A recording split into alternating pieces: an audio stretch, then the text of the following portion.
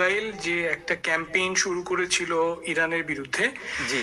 সেখানে তার সফলতার কোনো তেমন নজির নাই। আমি আসছি এক এক হুম, করে। তার যে অবজেক্টিভ গুলো ছিল সেগুলোর সফলতা আমরা দেখতে পাচ্ছি না। জি। তো সেই একরকমের বিবি নেতানিয়াহুর ফেস সেভিং অর্থাৎ মুখ বাঁচানোর জন্য ডোনাল্ড ট্রাম্প একরকমের একটা খুব তড়িৎ অ্যাটাক করে বললেন যে আমরা খুব সাকসেসফুল হয়েছি এবং এখন শান্তির সময়। তো এটা আমার হচ্ছে প্রথম রিয়াকশন। তো কেন আমি বলছি যে অবজেক্টিভ গুলো পূর্ণ হয়নি, দেখেন আপনি যদি ইসরায়েলের নিজেদের টার্মসে অবজেক্টিভ গুলো দেখেন, প্রথমে তারা বললো হচ্ছে যে তারা এলিমিনেট করতে চায় নিউক্লিয়ার ফ্যাসিলিটির এনরিচমেন্ট ক্যাপাসিটি। সেটা তারা সক্ষম হয়নি এবং সেটা ইরান এই অ্যাটাকের ফলে কিন্তু এনরিচমেন্ট বন্ধ করবে এরকম কোনো সাইন দেখা যাচ্ছে না। এটা ছিল তাদের প্রথম গোল। সেকেন্ড গোলটা ছিল হচ্ছে রেজিম চেঞ্জ। তারা বলার চেষ্টা করেছে যে ইরানের যে সরকার সেটাকে তারা সেখানে দেখতে চায় না এবং এক ধরনের চেঞ্জ সেখানে তারা চায়। এবং সেটার জন্য নানান রকম কথা আমরা আমেরিকার মিডিয়াতেও একরকমের সম্মতি উৎপাদনের চেষ্টা দেখলাম। সেই শাহের ছেলেকে নিয়ে সে পপুলারাইজ করার চেষ্টা, এগুলো আমরা দেখলাম। এবং থার্ড গোল যেটা ডোনাল্ড ট্রাম্প নিজে বলেছেন সেটা হচ্ছে যে আনকন্ডিশনাল সারেন্ডার। তো প্রথম যে গোলটার কথা বলা হলো সেটা যদি একটা সাস্টেইন মিলিটারি ক্যাম্পেইনও করা হয় বাংকার বাস্টার বোমা দিয়ে, সেখানেও কিন্তু সফল হওয়ার কোনো কারণ আমরা নজির আমরা দেখছি না। কারণ আপনাকে বলি, ঠিক একই বোম, এই বাংকার বাস্টার 30,000 পাউন্ড বোম কিন্তু একটা অনেক ছোট গ্রুপ, একটা rag tag militia in Yemen অর্থাৎ হুতিদের বিরুদ্ধে ব্যবহার করা হয়েছিল।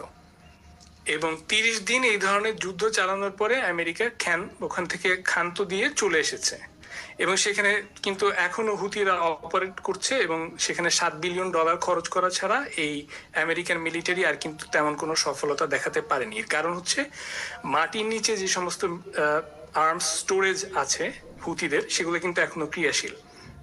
তো এই ঘটনার মধ্যে দিয়ে আজকে যেটা হলো, আমরা এখনো জানি না ডিটেলস। এটার মধ্যে দিয়ে কিন্তু ইরানের নিউক্লিয়ার প্রোগ্রাম এলিমিনেট হয়ে যাওয়ার কোনো কারণ নাই। এটা জাস্ট বড় জোর 1 বছর সময় লাগবে to go back to the original capacity, যদি আদৌ আজকে কোনো ক্ষয়ক্ষতি সেই অর্থে হয়ে থাকে, সাকসেসফুল অ্যাটাক যদি হয়ে থাকে। কারণ আমরা এখনো জানি না আসলে কি হয়েছে। এবং আমি একটা অ্যানালিসিস দেখছিলাম, র্যান্ড কর্পোরেশনের একজন অলরেডি বলেছিলেন যে ফোর্ডোর মতো ফ্যাসিলিটি, যেটা একটা মাউন্টেইনের নিচে, সেটাকে পুরোপুরি ডিস্ট্রয় করতে অন্তত পক্ষে 2টা এই 30,000 পাউন্ড বোম দরকার ছিল। তো সেটার কোনো নজির আমরা দেখছি না। এবং একটু আগে যেটা দেখলাম, ইরানের ন্যাশনাল নিউজ এজেন্সি বরাদ দিয়ে আল জাজিরা যেটা বলছে সেটা হচ্ছে যে ওখান থেকে রেডিও অ্যাক্টিভ কোনো প্রকার সংক্রমণের কোনো সাইন দেখা যাচ্ছে না। সেটা দিয়ে আল জাজিরার অনুমান হচ্ছে ইরান হয়তো এনরিচড ইউরেনিয়াম গুলো আগেই ওখান থেকে সরিয়ে ফেলেছিল। তো সেটা যদি হয় তাহলে কিন্তু আসলে আলটিমেটলি এটা কোনো সফলতা আমরা দেখতে পাচ্ছি না। সেকেন্ড গোল যেটা রেজিম চেঞ্জের, in the entire human history there is not a single record যে এরিয়াল ক্যাম্পেইন করে কোনো রেজিম চেঞ্জ হয়েছে। আপনি ইরাকের কথা যদি দেখেন, ইরাকে রেজিম চেঞ্জের জন্য কিন্তু গ্রাউন্ড ট্রুপস দরকার হয়েছিল, অর্থাৎ ল্যান্ড ইনভেশন দরকার হয়েছিল, রাইট? আপনি আফগানিস্তানে যদি দেখেন, আফগানিস্তানেও কিন্তু সেম 20 বছর মেয়াদি গ্রাউন্ড ফাইটিং প্রয়োজন হয়েছিল। সো শুধুমাত্র এরিয়াল ক্যাম্পেইনের দ্বারা ইরানের রেজিম চেঞ্জ হবে এটা কেউ বিশ্বাস করে না। এবং থার্ড গোল যেটা আনকন্ডিশনাল সারেন্ডার, এটা লাফেবল। যেটা হুতিদের মতো গ্রুপ, যেটা হামাসের মতো ছোট একটা গ্রুপ, তারাই আনকন্ডিশনাল সারেন্ডার করে নাই, সেখানে ইরানের মতো একটা বিশাল আয়তনের দেশ তারা আনকন্ডিশনাল সারেন্ডার করবে, এটা মানে কোনো সম্ভাবনা আমি দেখি না। তো এটা থেকে অন দি আদার হ্যান্ড, এই ঘটনা ঘটাতে যে ইসরায়েলের যেটা আমরা দেখতে পাচ্ছি, সেখানে কিন্তু ইসরায়েলকে অনেকটা অফ গার্ড মনে হয়েছে। কারণ ইসরায়েল তার বিপুল পরিমাণ ক্ষয়ক্ষতির সম্মুখীন হচ্ছে এই 18 মাসের যুদ্ধে প্রথমবারের মতো। হাইফা পোর্ট বলেন, ক্রিটিক্যাল ইনফ্রাস্ট্রাকচার বলেন, মিলিটারি টার্গেটস বলেন, সিভিলিয়ান এরিয়াস বলেন, এখানে যে পরিমাণ ক্ষয়ক্ষতির সম্মুখীন হচ্ছে তাতে কিন্তু ব্যাপক প্রেসারে পড়েছে ইসরায়েলের গভর্নমেন্ট। এবং এটার অবশ্যই একটা ফাইন্যান্সিয়াল এবং মিলিটারি কম্পোনেন্ট আছে, বাট আমরা জানি যে এগুলো আসলে কোনো কস্ট না ইসরায়েলের জন্য। কারণ ইসরায়েল জানে যে এগুলা ব্যাকআপ দেওয়ার জন্য তাদের আমেরিকা আছে, দে ক্যান জাস্ট প্রিন্ট মানি অথবা ট্যাক্স দ্য আমেরিকানস। সো এটা মূল কস্ট না ইসরায়েলের জন্য। মেইন যে কস্টটা ইসরায়েলের, সেটা হচ্ছে ইসরায়েল একটা এক্সিস্টেন্সিয়াল থ্রেটের মধ্যে পড়ে গেছে এই ঘটনার মধ্যে দিয়ে, এবং যে কারণে তার এয়ারপ্লেন গুলা অথবা এয়ারপোর্ট গুলা, এমনকি শিপে করে দেশ ছাড়া, এগুলোর সমস্ত কিছুর উপরে এক ধরনের নিষেধাজ্ঞা দিতে হচ্ছে। কারণ আমরা জানি ইসরায়েলের অনেক মানুষের ডুয়াল সিটিজেনশিপ আছে, এবং তারা কিন্তু অলরেডি এই একটা রিভার্স এক্সোডাসের প্রসেসের মধ্যে আছেন, কারণ তারা এরকম যুদ্ধ বিধ্বস্ত একটা দেশে থাকার চাইতে সেকেন্ড কোনো অপশন থাকলে সেখানে যা অবশ্যই প্রিফার করবেন, যে কেউ প্রিফার করবে। সো এগুলার এক্সটার্নাল যে পরিণতি হতে পারে সেটা হচ্ছে, আপনি যদি বলেন নেক্সট ইরানের দিক থেকে অ্যাকশন কি হতে পারে, ইরান বারবার বলেছে যে আমেরিকা যদি এই যুদ্ধে জড়ায় তাহলে অবশ্যই অবশ্যই আমেরিকাকে এর ক্ষয়ক্ষতি বহন করতে হবে। আপনি জানেন যে আমেরিকার 19টা বেজ আছে মিডল ইস্টে, কুয়েতে, কাতারে, ইউএইতে, ওমানে এবং আরো অনেক জায়গায় 40,000-এর মতো ট্রুপস আছে। এগুলো কিন্তু সবই ইরানের নাগালের মধ্যে, এবং এগুলো কিন্তু এয়ার ডিফেন্স ইসরায়েলের মতো এত শক্ত না।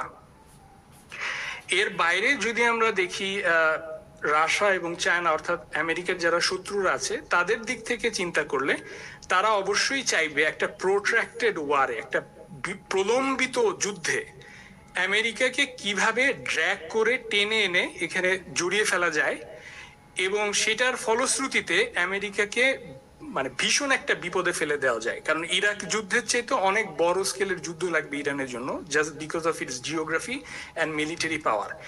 এবং সেটা আমি একটা অ্যানালিসিস দেখছিলাম যে খুব ফার ফেচেড হলেও আমেরিকার শত্রুরা চাইবে আমেরিকাকে এখানে বক ডাউন করে এই যুদ্ধে বিপুল ক্ষয়ক্ষতির সম্মুখীন করে এই পর্যায়ে নিয়ে যেতে যুদ্ধটাকে, যে আমেরিকার ডোমেস্টিক স্ফিয়ারে যেন একরকম মিলিটারি ড্রাফটের মতো সিচুয়েশন হয়। এবং সেটা যদি একবার হয় তাহলে আমেরিকার যে ডোমেস্টিক সোশিও ইকোনমিক এবং কালচারাল স্ফিয়ার, সেটা কিন্তু একটা মিলিটারি ড্রাফট বহন করার মতো অবস্থায় নাই। This is not the era of Vietnam, and that could very easily spark a civil war in America. সেটা হচ্ছে পুতিন অথবা শি জিনপিং এর বেস্ট আউটকাম আর কি। এবং অন্যান্য দেশগুলোর জায়গায় যদি আমরা দেখি, আমরা দেখলাম যে ইরান একটা নেগোশিয়েটেড সেটেলমেন্টের মধ্যে যেতে চাচ্ছিল পারমাণবিক অস্ত্র থেকে বের হয়ে আসার জন্য, পারমাণবিক এনরিচমেন্ট থেকে বের হয়ে আসার জন্য। লিবিয়া এর আগে একই ধরনের কাজ করেছে, they gave up their nuclear program. How did that go? Iran আক্রান্ত হয়েছে, লিবিয়ার গাদ্দাফিকে মৃত্যুবরণ করতে হয়েছে। সো এটা হচ্ছে সমঝোতা করার ফল। আর যদি কেউ একবার বোমাটা বানিয়ে ফেলে, যেমন হচ্ছে নর্থ কোরিয়া, তাহলে সেটা কি হচ্ছে, everyone is okay with that, কারণ you have the deterrent. So এটা দেখার পরে পৃথিবীর দেশগুলা যারা নন প্রলিফারেশন ট্রিটি সাইন করেছিল, আমার অ্যানালিসিস হচ্ছে তাদের অনেকেই পুনর্বিবেচনা করবে এবং মনে করবে যে আসলে সবচাইতে এক্সিস্টেন্সিয়াল থ্রেটটা মোকাবেলার জন্য মনে হয় এই বোমাটা তৈরি করে ফেলতে পারা যে কোনো উপায়, এটাই হচ্ছে সবচাইতে বড় রক্ষা কবচ। এই হচ্ছে আমার প্রাইমারি রিয়াকশন।